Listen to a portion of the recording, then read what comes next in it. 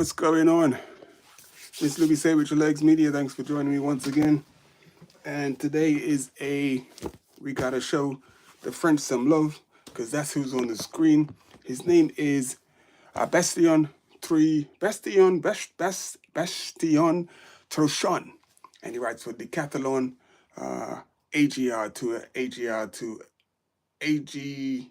Is it AG2R La Mondiale. So no, this is not a decathlon hat. It's a confidence hat, but it's a French team. It's a French company. So we're just showing the French some love today because they did really well on a course where my man Benny M. Gourmet was racing today. Benny finished in 63rd place.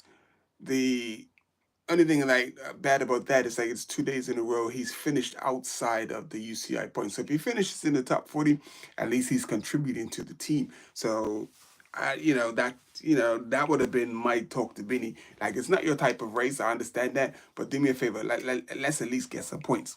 And that would have been my takeaway to Benny before doing this race, even if this race, because there was a lot of climbing in the race. It was a tough race, and it wasn't exactly the race for Benny, but I'm pretty sure he did his best, and it is what it is. But I would have liked to seen him like finish in the top 40 when they did have pictures today. The pictures were sporadic because it was bad weather today, so you couldn't see as much of the race as you would have liked to have seen.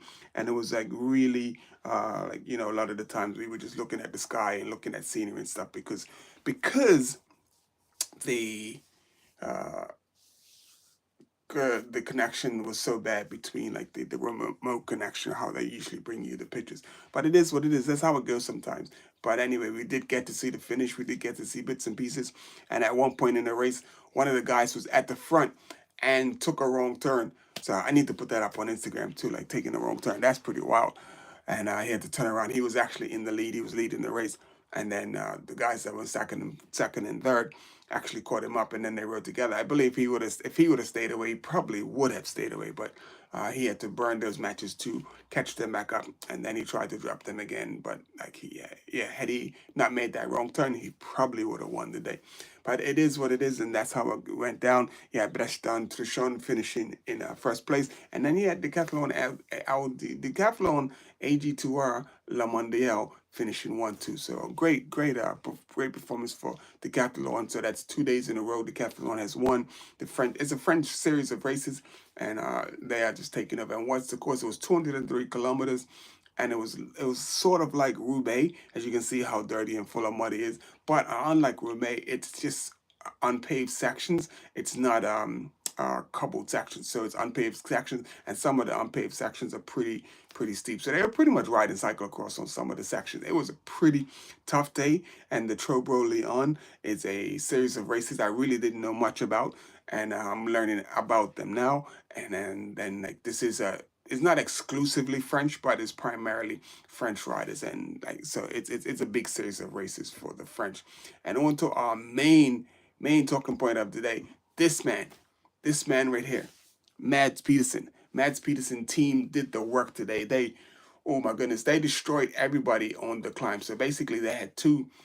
So as they called it in the ladies, like the first time I've heard it during the ladies stage race, they called it a mid mountain race. So today I will classify today as a mid mountain race. So it was a new one for me. I know maybe you've heard it before, so it may be new to you, but it was a mid mountain race. So basically, it was two big climbs, but it's a flat finish. And in the past, it's just always been a mountain stage. But on today's mountain stage, the last mountain stage, it had some steep bits in it, but not too steep for Mads Pedersen. So basically, all of the other teams that had the big climbers in it, they pretty much just let track set the tempo. And the tempo that track set was enough to get rid of all of the other sprinters, all of the other sprinters that would have been in contention for the sprint finish.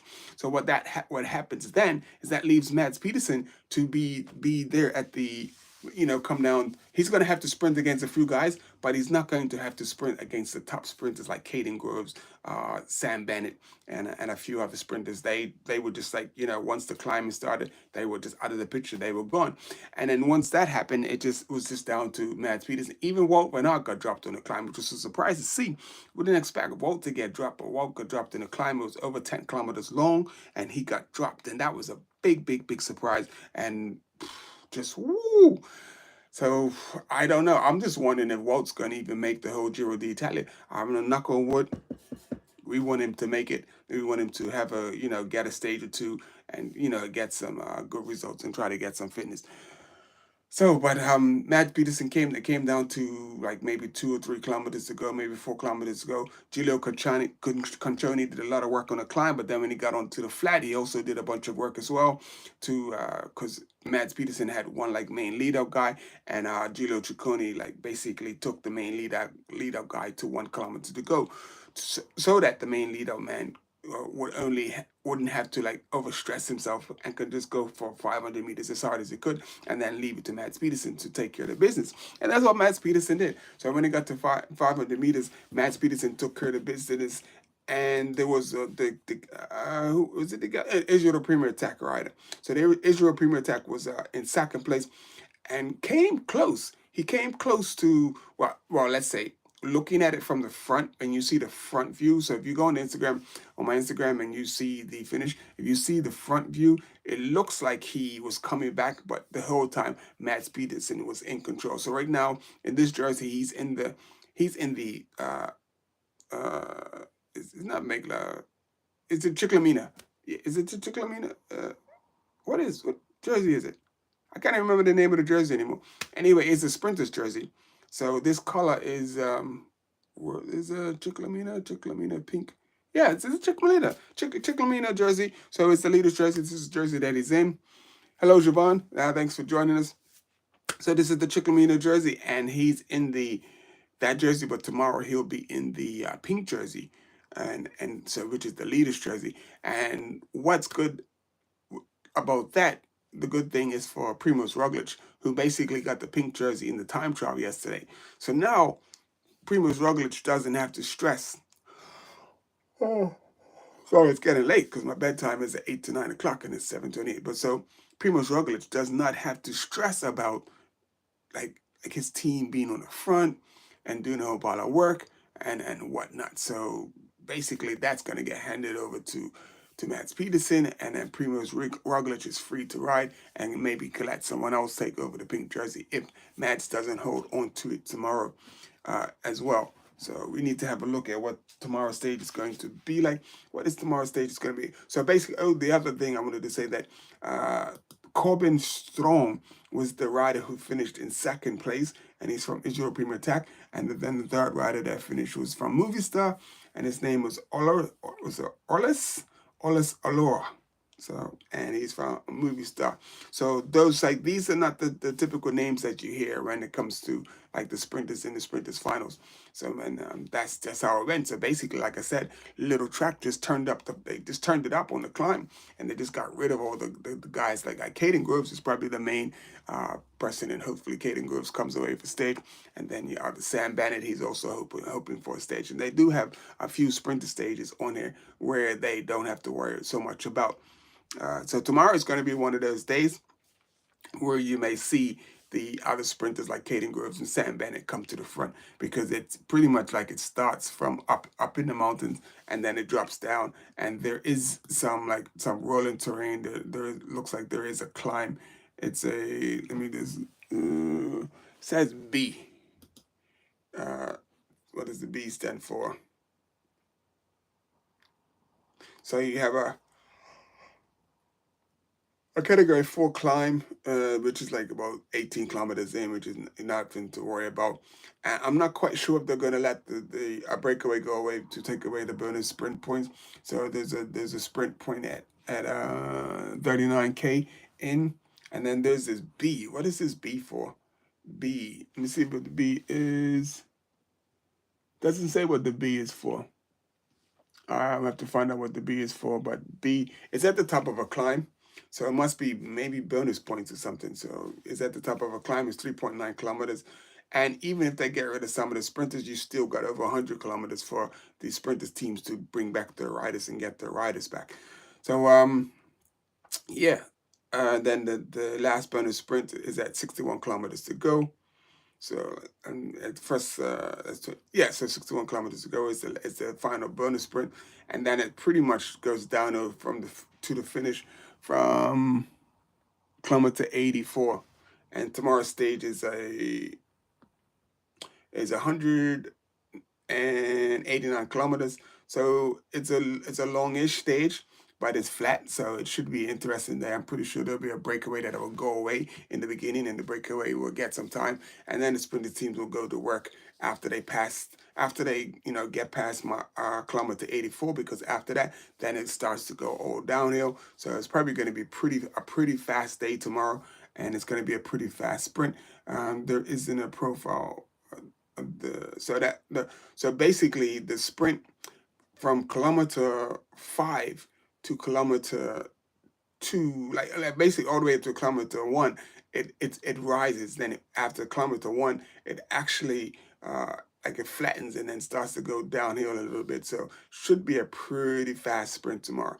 There is let's say one or two really steep pitches tomorrow, but I don't think they're going to be enough to get rid of the main sprinters. So I think tomorrow is going to be a big sprinters day. All of the sprinters is going to be on and popping. Let's see who these sprinters are for tomorrow. Who we got for tomorrow? So stage 3, stage 4, Giro d'Italia, and your sprinters for tomorrow.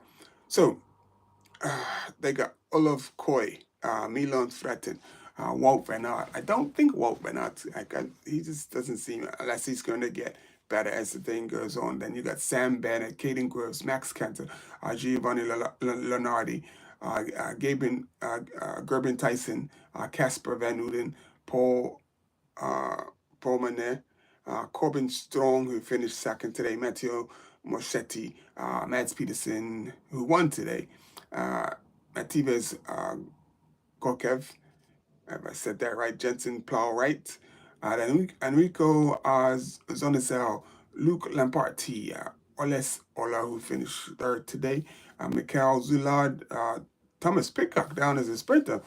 Okay. Todd Gumstead, Rick Palmer's, Andre Vendrami, Matthias Vac, and Timo Klatch. So those are a list of people who they've listed down as possible winners for tomorrow.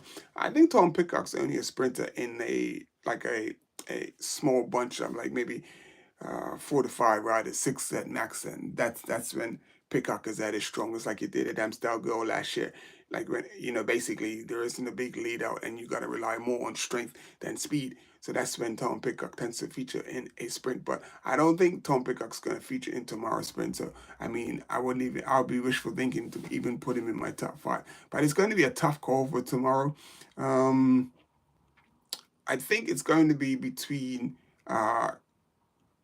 I would say Caden Groves and Sam Bennett would be my main picks. Milan Fratton, he's good, but he tends to be more good on the uphill. Olaf Koy is another person who's going to be, I would put my money on for tomorrow. Who else? Mads Pedersen, you can't count him out for, because he can get up with the big boys. If he gets on the right wheel in the right position, Mads Pedersen can take care of the business. And my last pick for like my top 5, um, I think Walt's going to be there. I don't think he will win, but I think Walt's going to be there. So I don't know, it's a toss-up between Caden Groves and Sam Bennett, who could win the stage. Olaf Koy is going to have a good chance tomorrow. And so who would I give the nudge? Uh, I'll give it to Caden Groves. And the reason I will give it to Caden Groves because their train is a bit more organized. So his guys are a bit more organized when it comes to the lead out. And that's why I would pick Caden Groves over Sam Bennett, because they are sort of equally as fast. So without the likes of the Jonathan Milan, the Tim Miller, the Jasper Philipsen, and then the Vinny Gourmet, the sprint is wide open for these guys. So it's a free fall for any one of these guys. Whoever picks the back line, whoever times the sprint tomorrow is going to be the winner. So that's what makes it so hard to pick the sprint for tomorrow, and leaves me a little bit indecisive for picking the sprint tomorrow. Anyway, my picks are in, and that's we done. And this is Ines Louis Savage Legs Media. We hope you enjoyed that. We hope you enjoyed the stage today, and you got to see all of the races. And we will see you tomorrow after my classes. Tomorrow I'll be back at it to bring you stage 5, the sprinter stage. And let me see if I can pronounce the name. It says Alberello.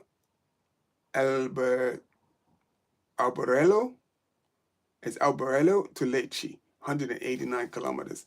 And yeah, it's down here. It's going to be a pretty flat stage. Anyway, Sleepy, Save Your Legs Media. Thanks for tuning on. Remember the like button. And I appreciate each and every one of you. And I will see you tomorrow.